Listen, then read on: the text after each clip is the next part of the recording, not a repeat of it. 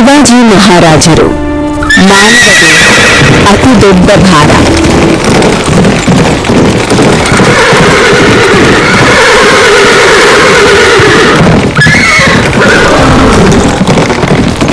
ಸಾವಿರದ 645ರಿಂದ 1680ರವರೆಗೆ ಸಾಮ್ರಾಜ್ಯಗಳು ಭಯ ಮತ್ತು ಅನ್ಯಾಯದಿಂದ ಆಳುತ್ತಿದ್ದ ಭೂಮಿಯಲ್ಲಿ ಒಬ್ಬ ವ್ಯಕ್ತಿ ಆಯ್ಕೆ ಮಾಡಿದ್ದು ತನ್ನದು ಗೆಲ್ಲುವುದಕ್ಕಲ್ಲ, ಬದಲಾಗಿ ಜವಾಬ್ದಾರಿಯನ್ನು ತೆಗೆದುಕೊಂಡನು. ಅವನ ಹೆಸರು ಶಿವಾಜಿ ಮಹಾರಾಜರು. ಅವನ ಉದ್ದೇಶ ಕೇವಲ ಮಹತ್ವ ಪಡೆಯುವುದು ಅಲ್ಲ, ಅವನ ಯುದ್ಧಗಳು ಜನರಿಗೆ ಗೌರವದ ಜೊತೆಗೆ ಬದುಕು ನೀಡಲು. ಪಾರ್ಟ್ 1 ನಿರಂತರ ಯುದ್ಧದ ಜೀವನ. ಶಿವಾಜಿ ಮಹಾರಾಜರ ಜೀವನವು ಒಂದು ಯುದ್ಧವಲ್ಲ, ಇದು ಊರ್ಜಿತ ವಿರೋಧದ ಸಂಪೂರ್ಣ ಜೀವನ. ಕಿಶೋರ ವಯಸ್ಸಿನಲ್ಲಿ ಅವರು ಸ್ವರಾಜ್ಯದ ಸ್ಥಾಪನೆಯ ಕಾರ್ಯ ಆರಂಭಿಸಿದರು. ಕೋಟೆಗಳು ಹಿಡಿದವು, ತೋರ್ಣ, ಕೊಂಡಾಣ, ರಾಜಗಡ. ಅಭಿಮಾನಕ್ಕಾಗಿಯಲ್ಲ, ರಕ್ಷಣೆಗಾಗಿ. 1645ರಿಂದ 1600ರವರೆಗೆ ಸ್ವರಾಜ್ಯದ ಕಲ್ಪನೆ ಕನಸಲ್ಲ, ವಾಸ್ತವವಾಗಿ ಬದಲಾಗಿತು. ಆದಿಲ್ ಶಾಹಿಗಳಿಗೆ ಮೊದಲ ಭಯವು ಕಂಡುಬಂತು. ಪಾರ್ಟ್ 2 ಅಗ್ನಿಯ ಮೂಲಕ ಮಾನ್ಯತೆ. ಮರೆಯಲಾಗದ ಕ್ಷಣ ಬಂದಿತು. 1659 ಅಫ್ಜಲ್ ಖಾನ್ ಆಕ್ರೋಶದಿಂದ ಮುಂದಾದನು. ಪ್ರತಾಪಗಢವು ತಂತ್ರದಿಂದ ಪ್ರತಿಕ್ರಿಯಿಸಿತು. ಆ ದಿನ ಶಿವಾಜಿ ಮಹಾರಾಜರು ಹೆಚ್ಚು ವಿದ್ರೋಹಿಯೇ ಅಲ್ಲ, ಶಕ್ತಿಯಾಗಿದ್ದರು. ಮರಾಠ ವಿಶ್ವಾಸ ಉಬ್ಬಿತು, ಕಲ್ಪನೆ ಹರಡಿತು, ಸಾಮ್ರಾಜ್ಯಗಳನ್ನು ತಡೆಯಬಹುದು. ಪಾರ್ಟ್ 3 ಮೊಘಲ್ ಸಾಮ್ರಾಜ್ಯವನ್ನು ಎದುರಿಸುವುದು.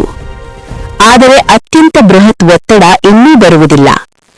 ಔರಂಗಜೇಬ್ ತನ್ನ ಶಕ್ತಿಶಾಲಿ ಸೇನಾನಾಯಕನನ್ನು ಕಳುಹಿಸಿದನು, ಶಾಹಿಸ್ತಾ ಖಾನ್. ಅದರಿಂದಾದದ್ದು ಕೇವಲ ಶಕ್ತಿಯಲ್ಲ, ತಂತ್ರ. 1663ರಲ್ಲಿ ಶಾಹಿಸ್ತಾ ಖಾನ್ ತಮ್ಮ ಶಿಬಿರದಲ್ಲಿ ಸೋತರು. ಸೂರತ್ ದಾಳಿ ನಡೆಯಿತು. ಔರಂಗಜೇಬ್ ಅಚ್ಚರಿಗೊಂಡ. ಶಿವಾಜಿ ಮಹಾರಾಜರು ರಾಜಕೀಯದಿಂದ ಬಂಧಿತರಾದರು, ಯುದ್ಧದಲ್ಲಿ ಸೋತವರಲ್ಲ. ಆಗ್ರಾದಲ್ಲಿ ಅವರನ್ನು ಬಂಧಿಸಲು ಯತ್ನವಾಯಿತು, ಆದರೆ ಧೈರ್ಯ ಮತ್ತು ಬುದ್ಧಿಯೇ ಮಾರ್ಗ ಕಂಡವು. ಆ ತಪ್ಪಿಸಿಕೊಳ್ಳುವ ಕಾರ್ಯವು ಅದ್ಭುತವನ್ನೊದಗಿಸಿತು. ಯೋಧವನ್ನು ತಂತ್ರಜ್ಞನಾಗಿ ಪರಿಗಣಿಸಲಾಯಿತು. ಪಾರ್ಟ್ 4 ರಾಜ್ಯವನ್ನು ನಿರ್ಮಿಸುವುದು ಕೇವಲ ಯುದ್ಧವಲ್ಲ. 1670ರಿಂದ ಶಿವಾಜಿ ಮಹಾರಾಜರು ಎಲ್ಲವನ್ನೂ ಪುನಃ ನಿರ್ಮಿಸಿದರು. ಕೋಟೆಗಳು ಹಿಂತಿರುಗಿಸಲ್ಪಟ್ಟವು. ನೇವಿ ಸ್ಥಾಪಿಸಲಾಯಿತು, ಮೊದಲ ಬಾರಿಗೆ. ನ್ಯಾಯ, ತೆರಿಗೆ, ಕಾನೂನು, ಮಹಿಳಾ ರಕ್ಷಣೆ ಎಲ್ಲವೂ ಮುಖ್ಯ. 1674ರಲ್ಲಿ ಅವರು ಸ್ವರಾಜ್ಯದ ರಕ್ಷಣಾಧಿಕಾರಿಯಾಗಿ ರಜೆ ಸ್ವೀಕರಿಸಲ್ಪಟ್ಟರು. ಹೆಚ್ಚಿನ ಮಹತ್ವಕ್ಕಲ್ಲ, ಅವರು ದಕ್ಷಿಣವನ್ನು ವಿಸ್ತರಿಸಿದರು, ರಾಜ್ಯದ ಭವಿಷ್ಯ ಸುರಕ್ಷತೆಗಾಗಿ. ಶಿವಾಜಿ ಮಹಾರಾಜರು ಭೂಮಿ ಗೆಲ್ಲಲು ಯುದ್ಧ ಮಾಡಿದವರಲ್ಲ, ಅವರು ವ್ಯವಸ್ಥೆ ನಿರ್ಮಿಸಲು ಯುದ್ಧ ಮಾಡಿದರು. ಪಾರ್ಟ್ 5 ಮಾನವನೊಳಗಿನ ಅದೃಶ್ಯ ಯುದ್ಧ.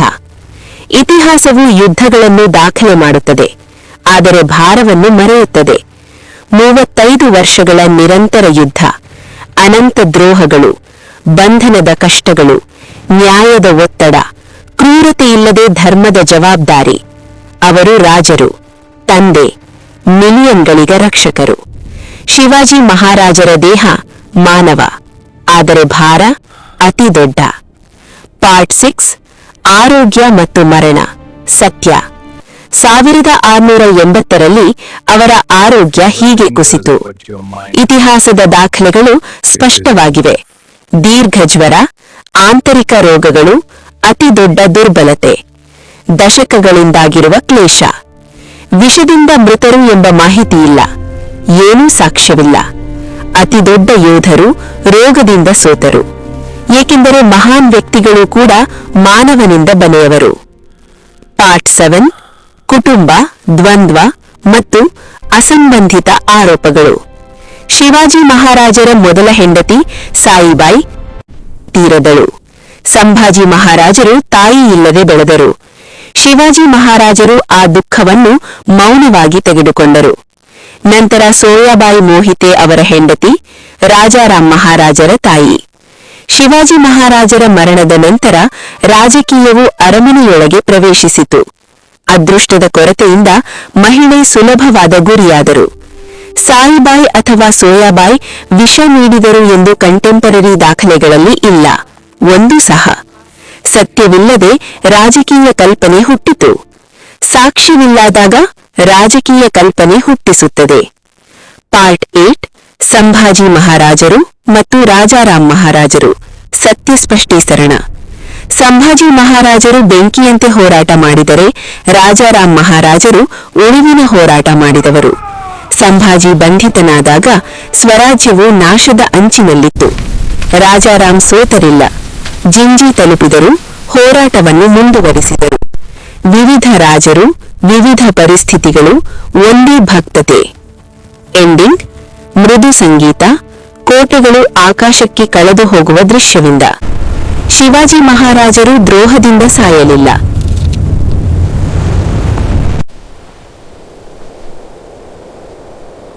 ಅವರು ಜವಾಬ್ದಾರಿಯಿಂದ ಶ್ರಾಂತರಾದರು. ಅವರ ಮರಣ ರಹಸ್ಯವಲ್ಲ, ವಾಸ್ತವ ರಹಸ್ಯ ಇದು. ಒಬ್ಬ ವ್ಯಕ್ತಿ ಇಷ್ಟೊಂದು ಧೈರ್ಯ, ನ್ಯಾಯ ಮತ್ತು ಒತ್ತಡವನ್ನು ಹೇಗೆ ತಾಳಿದನು? ಶಿವಾಜಿ ಮಹಾರಾಜರು ಪೀಡಿತರಾಗಿ ಸಾಯಲಿಲ್ಲ, ಅವರು ವ್ಯವಸ್ಥೆಯಾಗಿ ಜೀವಿಸಿದರು. ವ್ಯವಸ್ಥೆಗಳು ಎಂದಿಗೂ ಸಾಯುವುದಿಲ್ಲ. As a victim, he lived as a system, and systems do not die.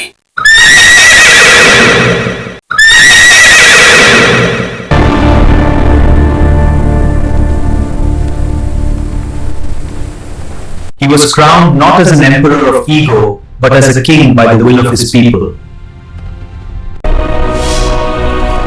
I rise to command the fate of this realm.